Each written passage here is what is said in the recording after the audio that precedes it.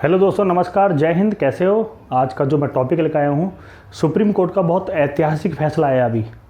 समलैंगिक विवाह को लेकर सुप्रीम कोर्ट का बहुत ऐतिहासिक फैसला आया है, उसके बारे में हमको डिस्कस करेंगे। उससे पहले बता दूँ, ये शादियाँ होती हैं, हर धर्म का एक एक्ट बनाया हुआ है, उस धर्म के एक्ट के अकॉर्डिंग ही उस धर्म की शादियाँ होती हैं। तो मैं कुछ बता देता हूँ उससे पहले। समलैंगिक विवाह पर सुप्रीम कोर्ट का ऐतिहासिक फैसला आया है। बहुत जो तैयारी कर रहे हैं बच्चे, उनके लिए बहुत शानदार टॉपिक है, तो वो आराम से पढ़ना, तरीके से पढ़ना, समझना। हिंदू, जैन, बौद्ध, इनका जो विवाह होता है, हिंदू विवाह अधिनियम 1955 के अकॉर्डिंग होता है। हिंदू हो, जैन हो और बौद्ध हो, इन तीनों का विवाह जो होता है 1955 के एक्ट के अकॉर्डिंग होता है। ठीक है। एक हिंदू उत्तराधिकार अधिनियम में 1956 में आया था। उत्तराधिकार के लिए अधिनियम 1956 में आया था। एक मुस्लिम पर्सनल लॉ होता है, इनकी जो शादियाँ होती हैं 1937 के अकॉर्डिंग होती हैं। ठीक। एक है ईसाई विवाह अधिनियम 1872 में आया था। पारसी विवाह तलाक अधिनियम 1936 में आया था। और एक है सिख आनंद विवाह संशोधन अधिनियम 2012 में आया था। तो ये हर धर्म की शादियाँ होती हैं, उनके एक्ट हैं कि इस अधिनियम के अकॉर्डिंग ही उस धर्म की शादियाँ होती हैं। अब हम स्टार्ट करते हैं कि मसला क्या हुआ है।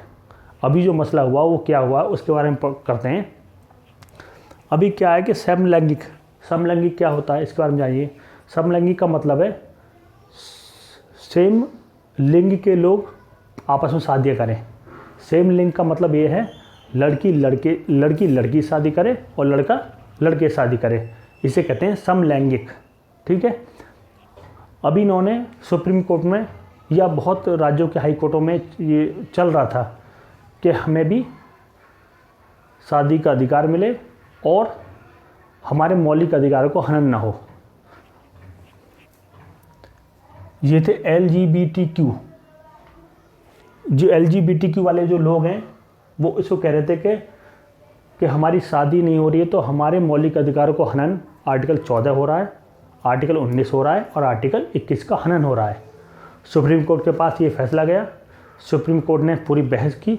बहस करने के बाद 3-4 महीने पहले मई के समथिंग इस फैसले को सुरक्षित रखा था और कल जाकर उन्होंने इस फैसले को सुनाया है।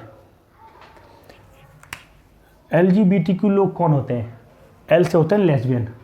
लेस्बियन का मतलब है जब लड़की लड़की को पसंद करती है तो उसे हम लेस्बियन कहते हैं। लेस्बियन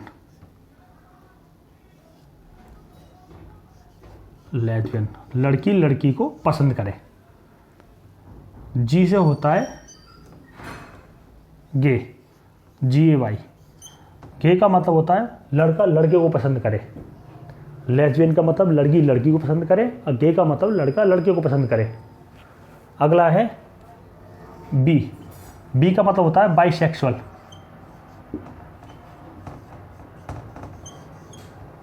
बाइसेक्सुअल का मतलब ये होता है कि कोई भी इंसान है वो दोनों को पसंद करे, वो लड़की को पसंद करे और लड़के को पसंद करे, उसे कहते हैं बाइसेक्सुअल। एक होता है ट्रांसजेंडर।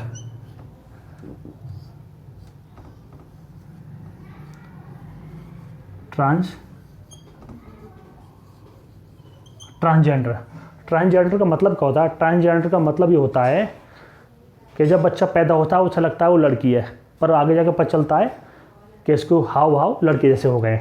या कोई लड़का बचपन में लड़का जैसा पैदा हुआ पर बाद में पता चला वो लड़की जैसे हाव भाव हो गए, तो उसे कहते हैं ट्रांसजेंडर।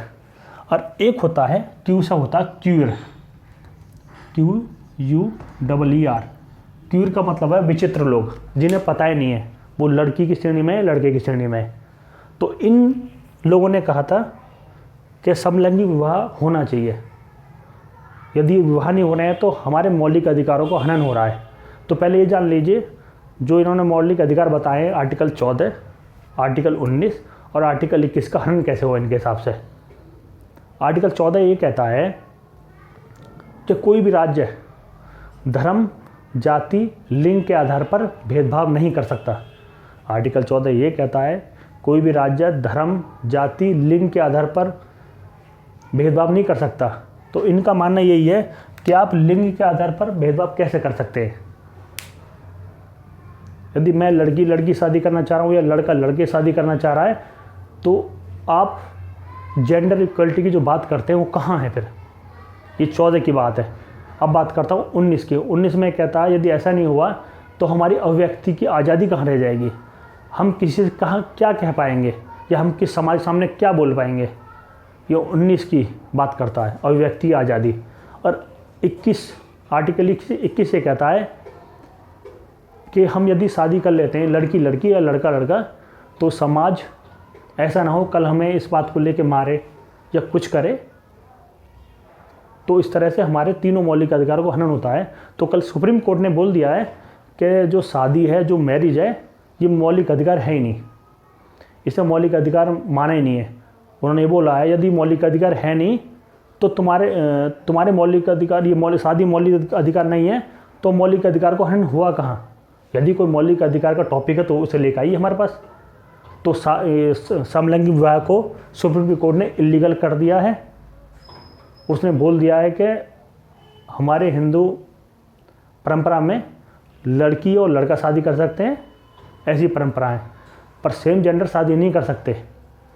पर उन्होंने ये भी कहा है यदि सेम लिंग के लोग हैं, यदि वो लिव इन में रह रहे हैं, लिव इन का मतलब ये है, आजकल लोगों ने इसका मतलब अलग निकाल दिया है। लिव इन का मतलब ये होता है कि दो लोग कपल, लिव इन का मतलब है कपल। कपल में कोई भी हो सकते हैं, लड़की लड़की हो सकता है, लड़का लड़का हो सकता है, या लड़की लड़का हो सकते हैं। तो लिव इन में जो रह रहे हैं उनके सुप्रीम कोर्ट ने बोल दिया है कि हम सरकार को आदेश देंगे, निर्देश देंगे कि इन लोगों के लिए, जो LGBTQ लोग हैं, इन लोगों के लिए कानून बनाए जिससे कि उनके मौलिक अधिकारों का हनन ना हो किस तरह से भी। तो सुप्रीम कोर्ट का बहुत ऐतिहासिक फैसला आया है।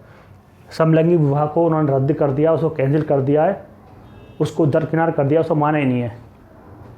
तो इस टॉपिक के जो टॉपिक आया है, इस टॉपिक में आपसे ये क्वेश्चन बन सकते हैं। ये टॉपिक जो है कि हिंदू विवाह अधिनियम कब आया था। हाँ, एक चीज़ और, जो स्पेशल मैरिज एक्ट है 1954, ये बहुत इंपॉर्टेंट है। स्पेशल मैरिज एक्ट 1954 की धारा 4 के सेक्शन C,